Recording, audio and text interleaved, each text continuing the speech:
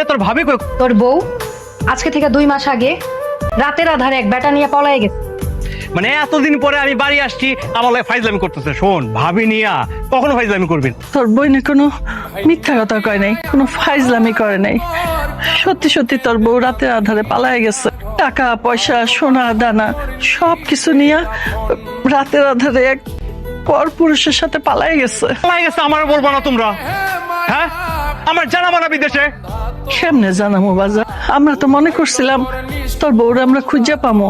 এই 2 মাস ধরে অনেক খোঁজাখুঁজি করছি, কিন্তু আরে খুঁজে পাই নাই। বউ গেলে বউ পাওয়া যায়, পোলা তো পাওয়া যায় না। এই জন্য বাজান তোরে কিচ্ছু জানাই নাই আমরা। চাঁদে যদি ঘরে থাকে আকাশের চাঁদ চাই না। ঘরে তুইলা নাও না কেন? ঘরে তো তুলে নিতেই চাই, কিন্তু তুমি তো অন্য বেটার বউ। ও বুঝছি, সহজে পায়ে গেছো তো এই জন্য এখন আমার আর মূল্য নাই, নাকি অন্য কাউরে পাইছো?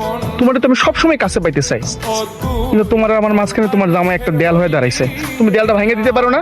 আমারও এমনি আর ভাল লাগে না, একটা ব্যবস্থা করাই লাগবো। আমি ওরে তালাক দিয়ে দিন। কি ব্যাপার, তুমি এত রাত্রে ডাকছো? কেন ডাকছি বুঝো না? এই বাড়িতে আর থাকবো না, চলো আমরা আজকে চলে যাবো। তুমি ব্যাগ দিয়ে কই যাও? আর তোমার সাথে ছেলেটাকে জানো না আম্মা কে? এটা তোমার বউ মিয়া প্রেমিক। এই চলো, আমরা এই বাড়িতে থাকবো না, আমি ওরে নিয়ে পালাই যাইতেছি। খবরদার, আর এক পাওয়া যাবে না তুমি। এই মহিলা, আমার লাইফ আমার ডিসিশন, আমি কি করবো না করবো আপনি বলার কি? হ্যাঁ, আমার রাস্তা থেকে সরেন যাইতে। এই বুড়ি শোন, তোর পোলা এলে কইবি তোর পোলার সংসারে আমি নিকুচি করি। এই চলো।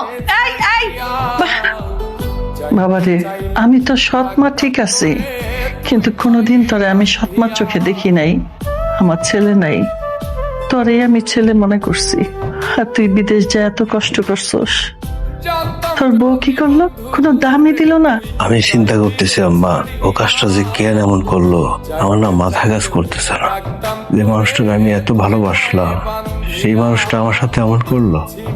এই যে আপনারা দেশের বাইরে যারা থাকেন, প্রবাসী, কত কষ্ট করেন, দিন রাত পরিশ্রম কইরা সেই টাকা দেশে পাঠান, আর আপনাদের সেই পাঠানো টাকা দিয়া আপনাদের স্ত্রীরা ফুর্তি করে।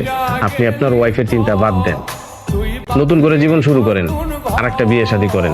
যে গেছে সে তো গেছেই। আপনার কাছে আমি রিকোয়েস্ট করতেছি, আপনি আমার বউটারা খুঁজে দেন।